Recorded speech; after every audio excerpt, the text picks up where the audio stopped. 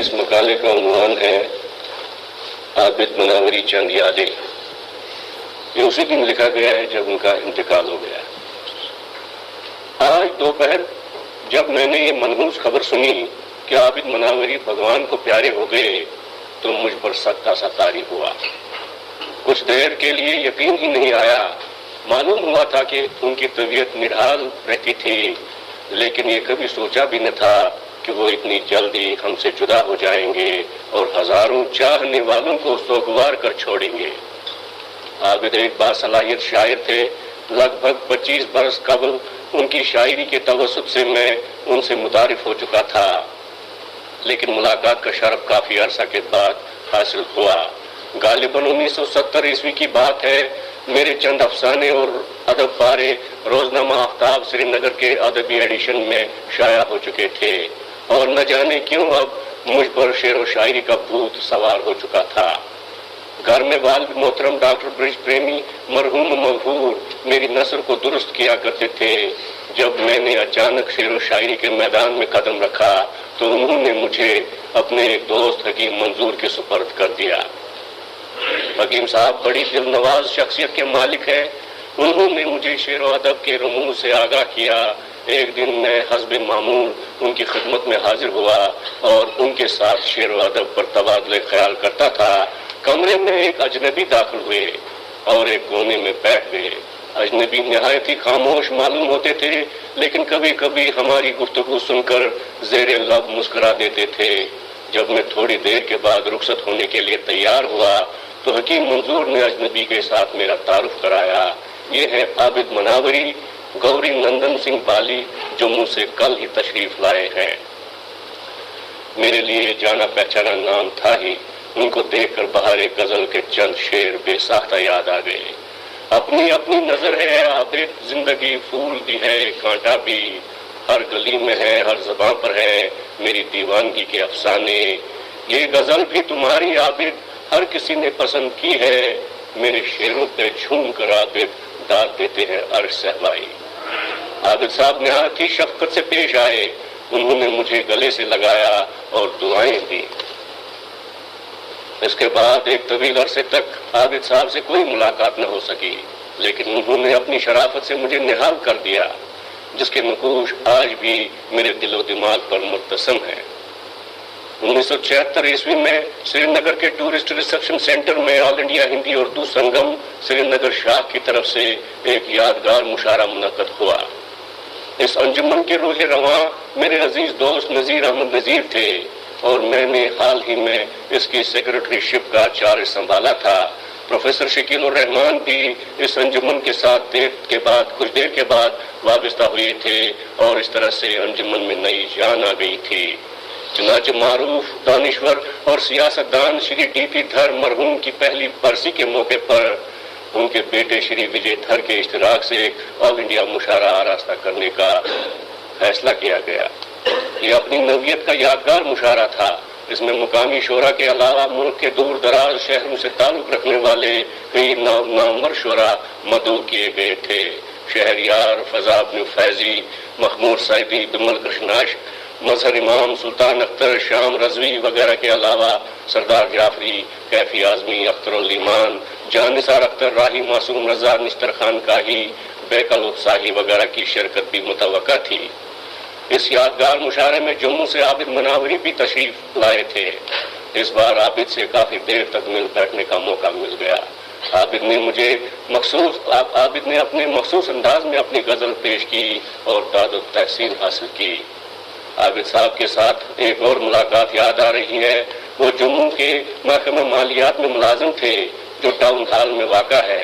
میں چند دنوں کے لیے جموں چلا آیا تھا۔ ایک دن آوارہ گردی کرتے کرتے اطلاع دیے بغیر عابد صاحب کے دفتر میں پہنچ گیا۔ وہ مجھے دیکھ کر حیران ہو گئے۔ ظاہر ہے کہ اکاؤنٹس کا معاملہ بڑا نازک ہوتا ہے، لیکن عابد نے اسی وقت اپنی تمام سرکاری مصروفیات منسوخ کر دیں اور بڑے کھندہ پیشانی سے پیش آئے۔ میں ان کی باتوں سے نہال ہو گیا۔ بعد میں وہ مجھے اپنے گھر لے گئے اور بھابھی کی غیر موجودگی میں خود کھانا تیار کیا اور مجھے بڑے پیار سے کھلایا۔ یہ جنوری 1980 عیسوی کی ایک دوپہر کی بات ہے۔ 1990 ईस्वी के अलमनाक वाक़ये से मुतासिर होकर जब हम घर बार छोड़कर जम्मू चले आए तो आबिद को बहुत अफसोस हुआ। तकरीबन हर दिन उनसे मुलाकात हो जाती, वो हर वक्त मुझे अफसरदा देखकर मेरी दिलजोई किया करते थे। उन्हीं दिनों वालिद की अचानक और बेवक्त मौत ने जब मेरी जिंदगी का शीराज़ा बखेर के रख दिया तो आबिद को बहुत सदमा हुआ। वो हर वक्त मेरी ढारस बंधाते रहते थे और मुझे आगे चलने का हौसला देते थे। आबिद साहब के साथ बेशुमार मुलाकातें मेरे जहन के तहखाने में याद है।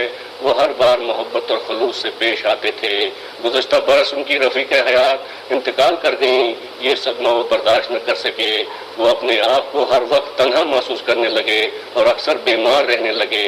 वो पहले ही ज़ियाबतिस के शिकार थे।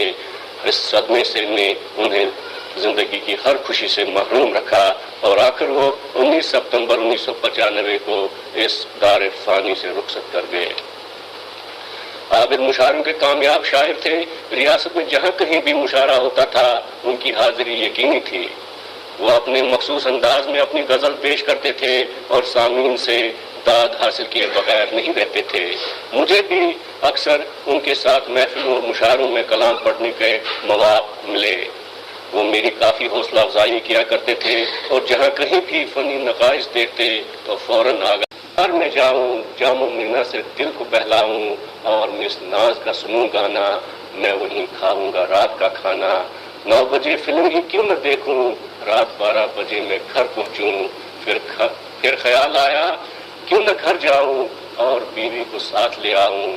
वो भी खुशबख्त सैर करेगी, दोनों होंगे तो खूब गुजरेगी। घर का सामान कुछ खरीदूंगा, खर्च करके फजूल क्या लूंगा। जो जरूरत के वक्त काम आए, ऐसे पैसे फजूल क्यों जाएं। मैं ये सोच ही रहा था अभी, एक महाजन की मुझ पर पड़ी नजर।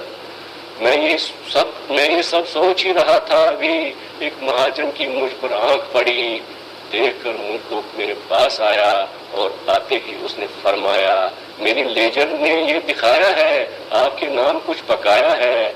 आपको वो तो याद ही होगा जो लिया था फिराक बेबी का।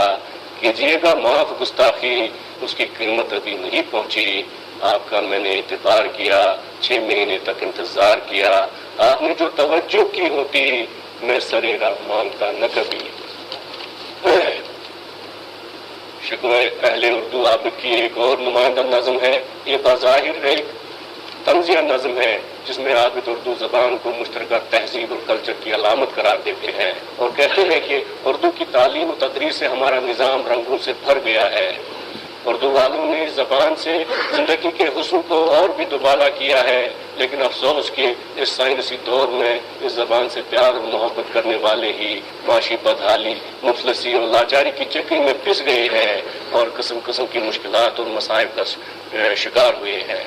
अपने ख्यालात का इजहार मौसर ढंग से करते हुए आबिद कहते हैं, तिलस्म गर्दिश याम हमने तोड़ा है, हमने ने तुमको सिखाए हैं ढंग जीने के। नई शहर का तस्वुर दिया हमने तुम्हें, हमने ने दाग जलाए हैं अपने सीने के। किताब जिंदगी नौ के हम मुसन्निफ हैं, सबूत पुख्ता है जिसका हमारी तहरीरें। हमने अज़्म अमल का सबक दिया तुमको, हमारे खासा ने लिखी तुम्हारी तकदीरें। खुलूस और शौक से दिलो जिगर के साथ नई हयात के खाकों में हमने रंग भरा। हजार है हमी ये सिला दिया तुमने, हमी से मकर तगाफुल हमी पे जुल्म जफा। दावत जहद ए दिल ज़ार वक्त वगैरह इसी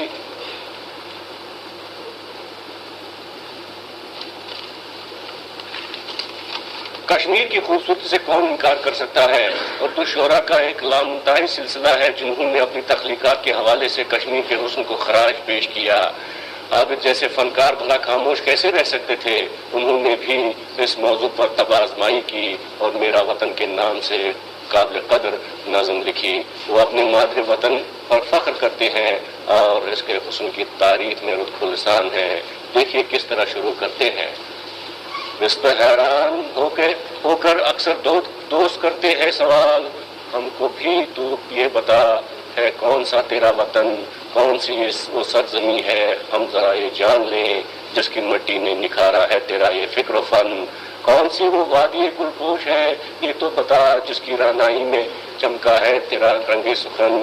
دوست جب یہ پوچھتے ہیں فخر ہوتا ہے مجھے، تمکن سے کہتا ہوں کشمیر ہے میرا وطن.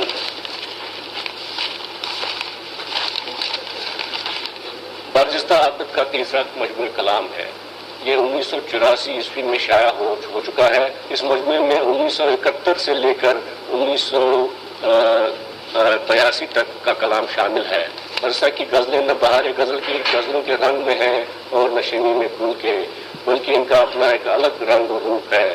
عابد نے اگرچہ روایتی شاعری سے شعر گوئی کا آغاز کیا، لیکن برجستہ تک آتے آتے وہ تخلیق کے بہت سے مراحل سے گزر چکے ہیں. وہ جدید شاعری سے متاثر ہوئے بغیر نہیں رہ سکے. انہوں نے وہی رنگ و روش اپنائی جو ان کے معاصرین نے اختیار کیا. برجستہ کی غزلیں علامتوں سے مالا مال ہے. اس میں عابد نے زمانے کے درد و کرب کا کھل کر اظہار کیا ہے. کہیں کہیں ان کا لہجہ طنزیہ بھی ہو گیا ہے، لیکن ان کے مخصوص لہجے اور ڈکشن سے یہ طنز لطیف احساس کے ساتھ سامنے آتا ہے. برجستہ میں عابد نئی سباعتوں کے ساتھ سامنے آتے ہیں. یہ غزلیں شبنم سے دھلے ہوئے پھول کی مانند اپنی تازگی بکھیرتی ہوئی قاری کو خوش آمدید کہتی ہیں. ان میں جہاں فکر و خیال کی بلندی ہے وہاں نغمگی اور لوچ برابر ملتی ہے. عابد کے بعض اشعار میں دیو مالا اور اساطیر کی پرچھائیاں بھی نظر آتی ہیں. انہیں کرشن جی اور شری رام چندر جی سے گہری عقیدت ہے. عابد ایسے کئی واقعات اپنے اشعار میں پیش کرنے میں کامیاب ہوئے ہیں جن کا تعلق کرشن جی اور شری رام چندر جی کی سیرت پاک سے تعلق رکھتے ہیں. کئی جگہوں پر وہ بدی پر نیکی کی فتح واضح کرنے کی کوشش کرتے ہیں. اس وضاحت میں انہوں نے علامتی اسلوب اختیار کیا ہے. عابد کبھی بخشو بن کر چراغ جلنے سے پہلے ہی اپنی غفا میں پہنچ جاتے ہیں اور کبھی شنکر کا دھیان کر کے وہ گنگا کو اپنی جٹاؤں میں چھپا لیتے ہیں. کبھی وہ سچ بولنے کی پاداش میں قابل سزا ٹھہرائے جاتے ہیں اور کبھی اس دور کا سدامہ بن کر کرشن کی تلاش میں تھر تھر بھٹکتے ہیں. کبھی راس رچانے کے لیے گوکل کا رخ کرتے ہیں اور کبھی گوپیوں کے ساتھ اٹکلیاں کرتے ہوئے نظر آتے ہیں. عابد کی اس طرح کی شاعری ان کے ایک اور پہلو کی طرف اشارہ کرتی ہے. چند اشعار ملاحظہ ہوں. دہلیز پر چراغ جلاتے ہو کس لیے، بکشو پلٹ کے جا بھی چکے ہیں گفاؤں میں. ملی ہے یہ سزا سچ بولنے کی، زبان پر ان گن تالے چھالے پڑے ہیں. میں اس جنم کا سدامہ ہوں در بدر عابد، کہاں ہے میرا کرشن جو گلے لگائے مجھے. پیروی گوتم کی کرنا اس قدر آسان نہیں، زندگی کو چشم عبرت سے کبھی دیکھا نہ تھا. عابد ایک حقیقی شاعر تھے. ان کی شاعری میں کوسی قضا کی طرح بے شمار رنگ ابھر کر سامنے آتے ہیں. وہ الفاظ کی در و بست پر پوری قدرت رکھتے تھے. ان کے ہاں علامت نگاری، پیکر تراشی اور تشبیہات و استعارات کے ساتھ ساتھ خوشنما تراکیب بھی دیکھنے میں آتی ہیں. ابھی چند برس قبل انہوں نے لکھا تھا، میں آندھیوں سے لڑوں گا یہ میں نے سوچا تھا، ہوا کا ایک ہی جھونکا بجھا گیا مجھ کو. لیکن افسوس کہ آندھیوں سے لڑتے لڑتے آپ خود آندھیوں کے شکار ہو گئے اور ہوا کے ایک ہی جھونکے نے انہیں ہم سے چھین لیا.